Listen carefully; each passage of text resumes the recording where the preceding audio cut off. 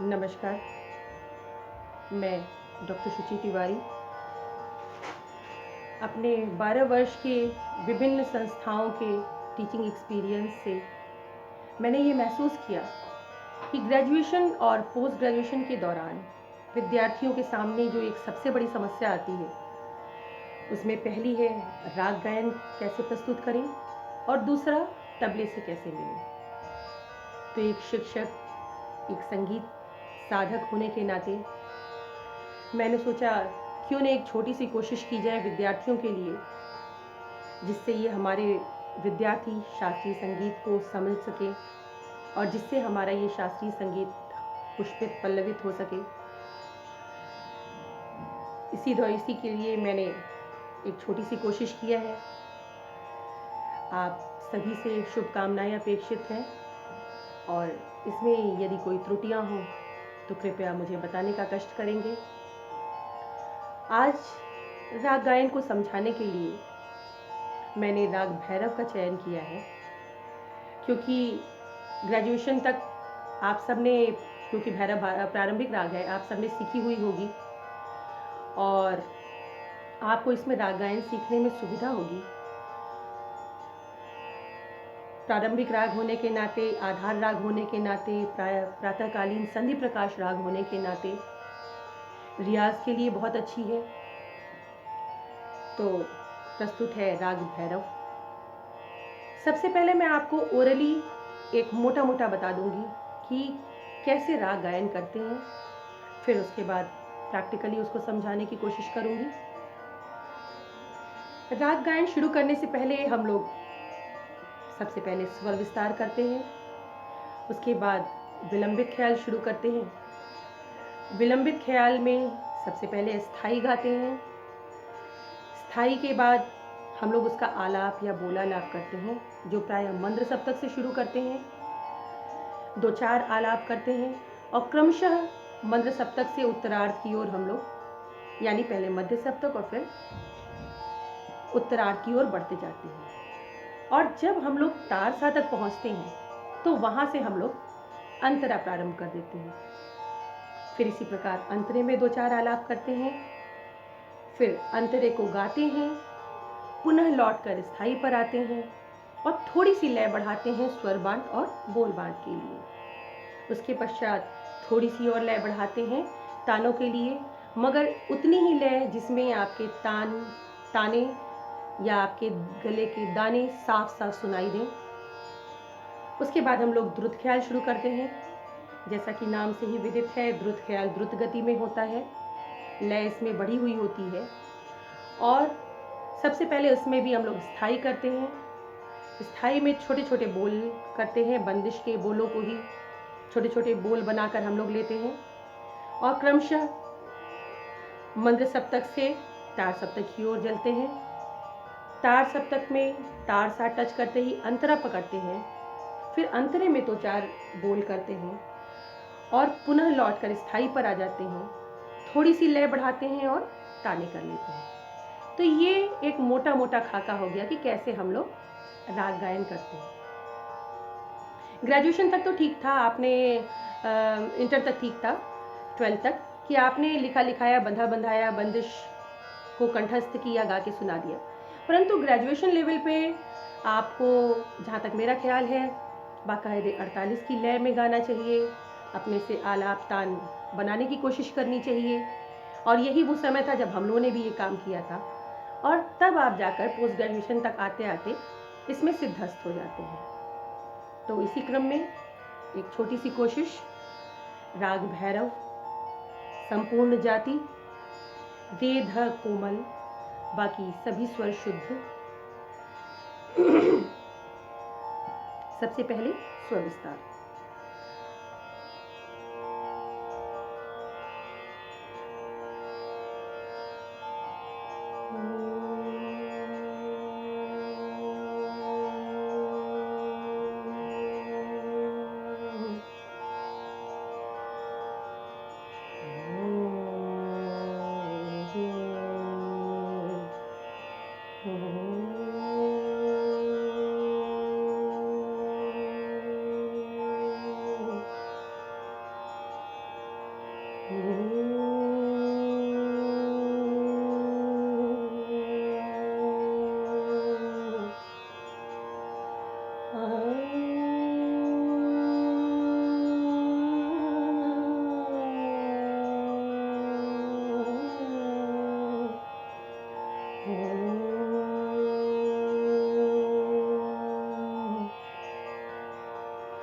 अब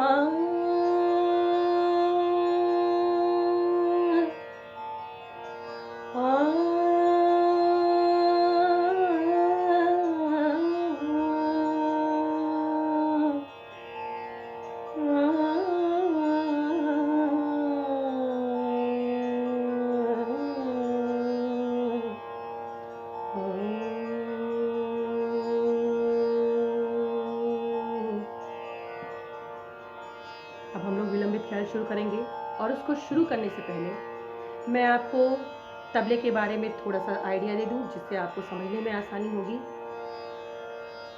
आज की हमारी बंदिश या हमारा विलंबित ख्याल पंडित रामाश्रय झा जी रामरंग जी द्वारा रचित है और एक ताल में निबद्ध है। हम सभी को पता है एक ताल हमारा 12 मात्रा का होता है। 48 की लय में जब हम उसको गाते हैं तो वो विलंबित हो जाता है और प्रत्येक मात्राएं 4 बराबर भागों में बट जाती हैं। पहले हम लोग तबले को मैं बजाती हूँ और उसके हाथ से आपको बताने की कोशिश करती हूँ, फिर हम लोग बंदिश शुरू करेंगे।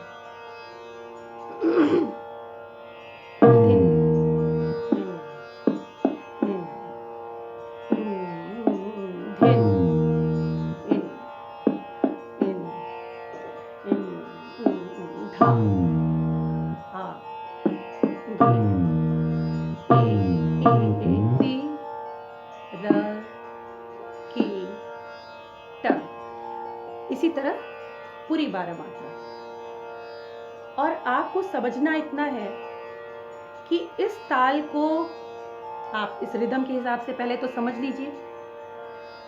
आयशाला ऐप डाउनलोड कर लीजिए, उसमें से तबले को ध्यान से सुनिए, उसको अपने जहन में बैठाइए, उस लय को, उस ताल को, तभी आप राग और ताल का आपसी समन्वय कर पाएंगे। और आलाप या बोलतान या तान करते समय हमको ध्यान रखना है कि जब हमारा दूसरा तिरकिट, 2 तिरकिट आती हैं, तो जब दूसरा तिरकिट आता है तो वहाँ से हमको अलर्ट हो जाना है। वो आपके अलार्म की तरह काम करेगा कि अब आपको अपना आलाप, बोलतान, स्वर बाँट, सारी जो भी चीज़ें वो वहाँ पे आपको समापन की ओर ले जाना है। और उसके बाद समापन करते करते आपके पास 2 मात्रा, 1.5 मात्रा, 1 मात्रा, आधी मात्रा, चौथाई मात्रा जितनी भी बचती है उतनी मात्राओं में आपको मिलना है तबले से। तो कोशिश करूंगी मैं आपको हर तरह से बताने की। आपको अलर्ट रहना है, आपको ध्यान देना है कि मैं कैसे दूसरे तिरकिट के बाद मिल रही हूँ और कितनी मात्रा में। कोशिश करूंगी बीच बीच में मैं बताती चलूँ कि ये मैं कितनी मात्रा में मैं मिलने जा रही हूँ या मैं मिली कितनी मात्रा में। तो प्रस्तुत है विलंबित ख्याल।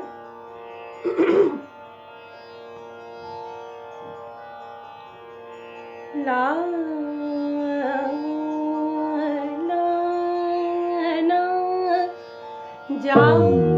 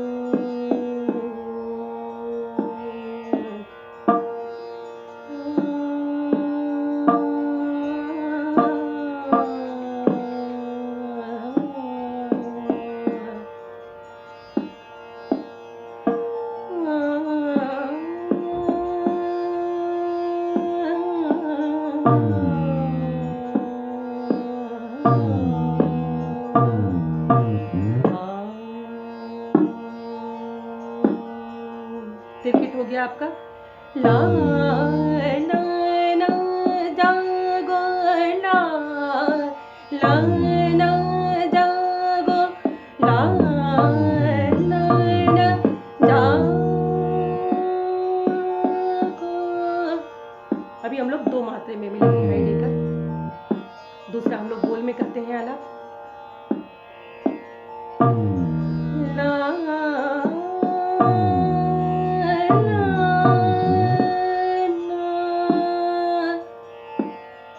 ला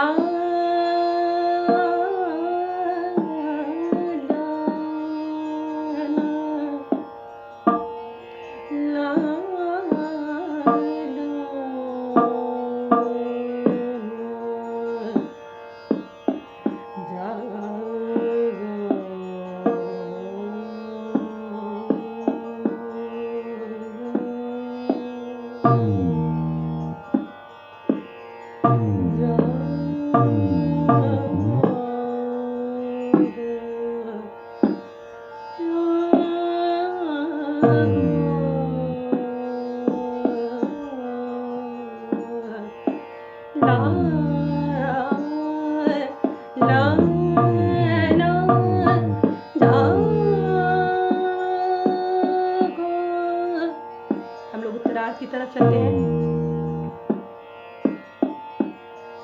ला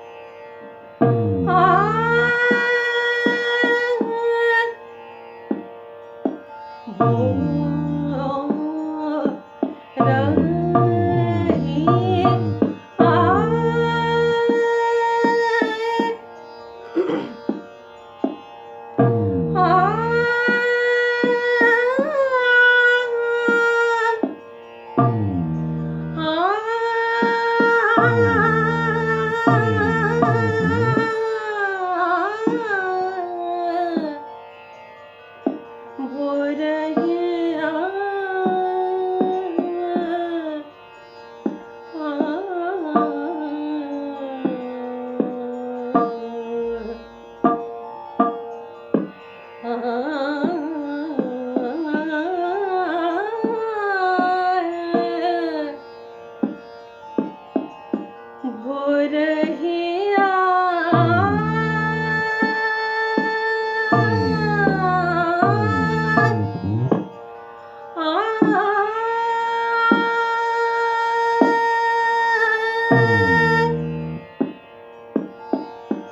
बस एक मात्रा है।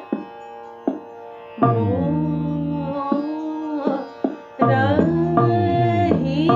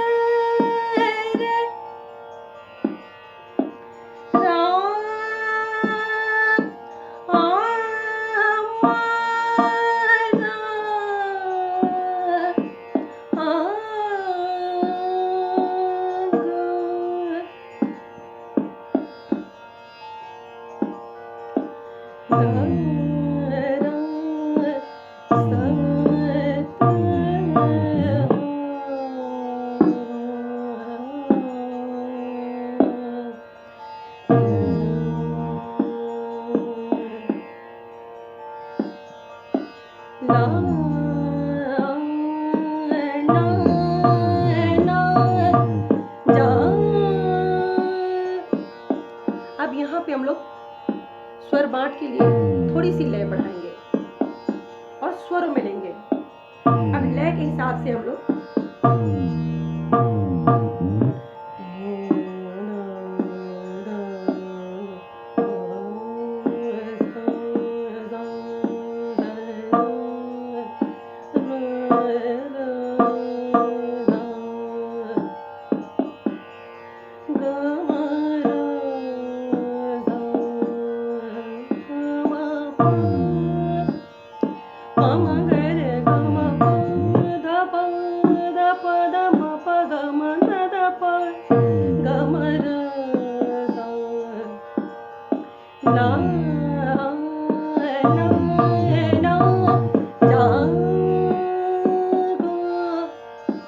स्वर बांट कर लेते हैं।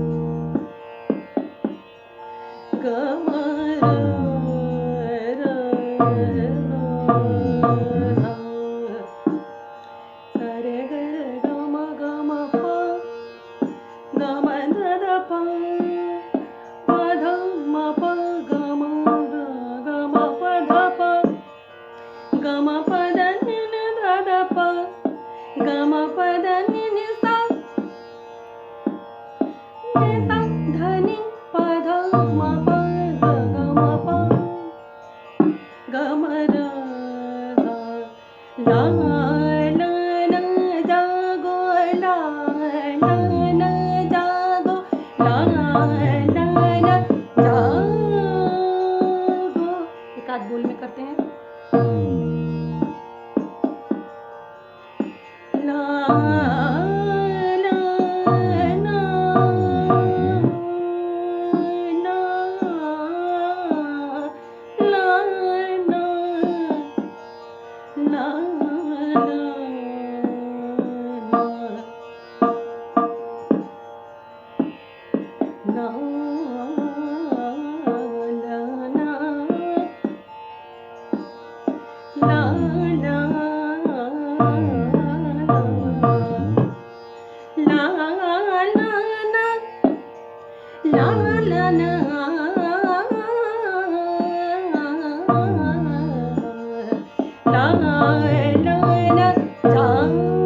ये आधी मात्रा में था। अब थोड़ी सी लय बढ़ाते हैं हम लोग तानों के लिए।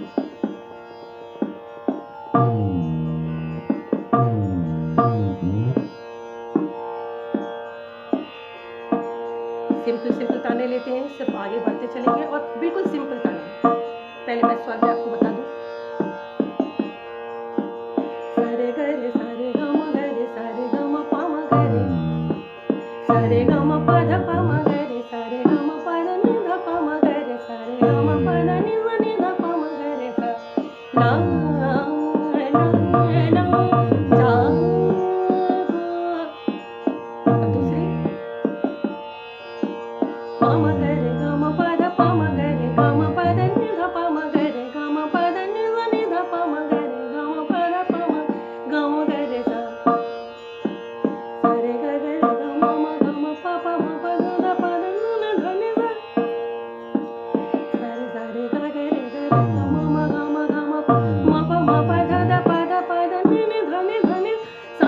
प ग म प द नि नि ध प म प ग म प म ग म ग रे ध ला ला ला धा गो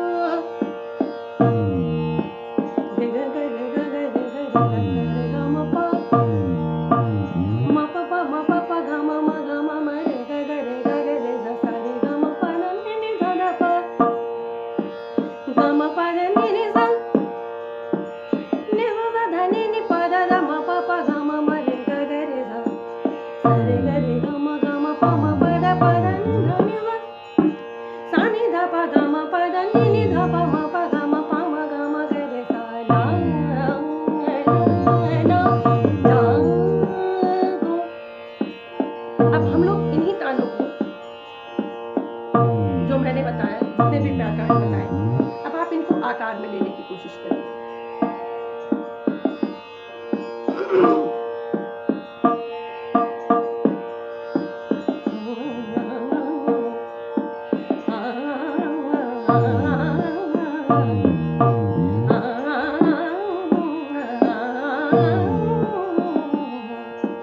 ला ला ला धा गो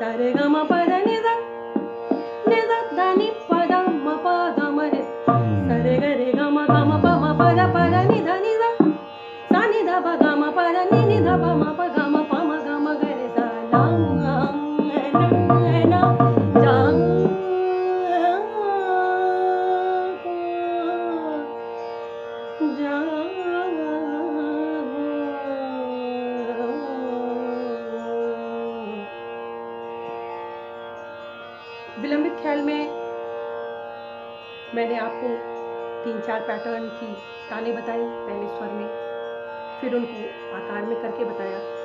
आप खुद कोशिश करिए, जो भी पैटर्न इजीली आपके गले में बैठे, फिर जब आप करने लगेंगे तो आप खुद ताने बनाएंगे और फिर उसके बाद उन तानों में आप कंफर्टेबल फील करेंगे और तबले का बस आपको ध्यान रखना है। अब हम लोग द्रुत ख्याल की तरफ चलते हैं। द्रुत ख्याल में भी हमें तालों के प्रति अलर्ट रहना है। मेरा द्रुत ख्याल पंडित रामाश्रय झा जी द्वारा रचित है।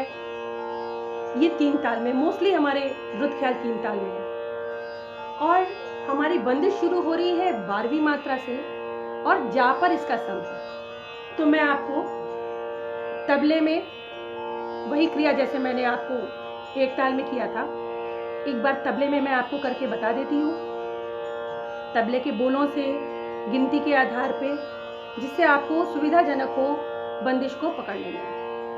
तो पहले मैं तबले के बोल आपको बता दूं, फिर 12वीं मात्रा कहाँ है, कैसे मुखड़ा उठाएंगे तबले के साथ, ये सब सारी चीजें। तो पहले आप तबले के बोल